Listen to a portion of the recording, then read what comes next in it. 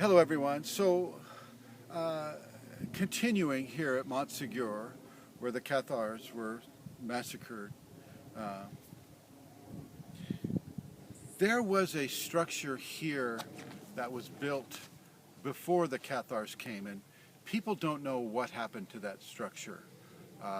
They don't know who built it, they don't know why it was there, but the Cathars did build a community that's roughly based upon the layout of Montségur.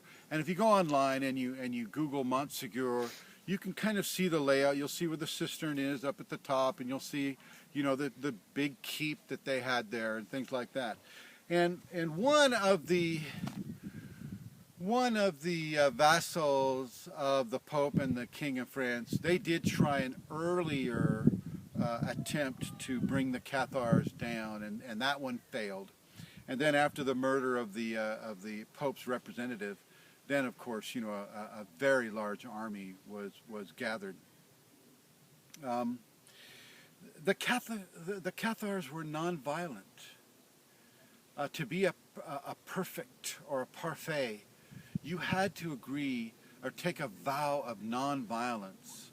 And so in addition with non-violence and vegetarianism and severe practices of a spiritual nature, one can begin to piece together a Kundalini equation that was happening for these people. You've got to remember, Kundalini isn't just for one religion or another religion.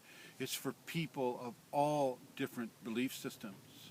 Whether or not the Catholic Church or the King of Spain agrees with you, that, you know, the Cathar belief system was strong, and it was vital, and it was real. And this is why, you know, this resurgence here is happening here in France. You see it on the freeways. You know, you're on the Cathar road. I don't know. If you look at how they were treated at the time, it seems very, very similar to the way the United States people treated the American Indians. You know, they slaughtered the American Indians, and then, oh, let's emulate them 100 years later. Okay, let's try to be an American Indian. And I can kind of see how that is, and it's great that the people are finding peace and restoration within, you know, for the Cathars, and maybe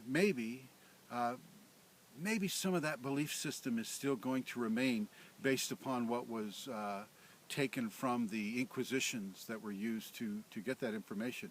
And perhaps in France and in Europe and even into the United States and the rest of the world, we can appreciate the Cathars for what they offered as far as a belief system that was nonviolent and that was productive for Kundalini development in a person. Yeah, being here, you can feel the stain on the land. It's very cold right now, and I want to say thank you to Magdalene right now. She's in her big parka. You can feel it, but it's also been, there's a certain level of cleansing that has occurred as well. I don't want you to think that if you come up here to Montségur that you're going to be wrapped in levels of sadness. You won't, you know, unless you specifically go there for that reason. It's a very, very beautiful place. As you can see the countryside behind me here, it's extremely gorgeous, absolutely beautiful. And let this be the legacy of the Cathars. Just as we know from the Sanskriti people and from the modern day Hindu, we all live in a level of Maya, of illusion. And until we're ready to break free of that illusion, well, we're still going to have to live by the rules of Maya and illusion. The same thing with the Cathars. The Cathars believed they were dualists. They believed God created everything that was spiritual, and the devil created everything that was material. And the material was evil.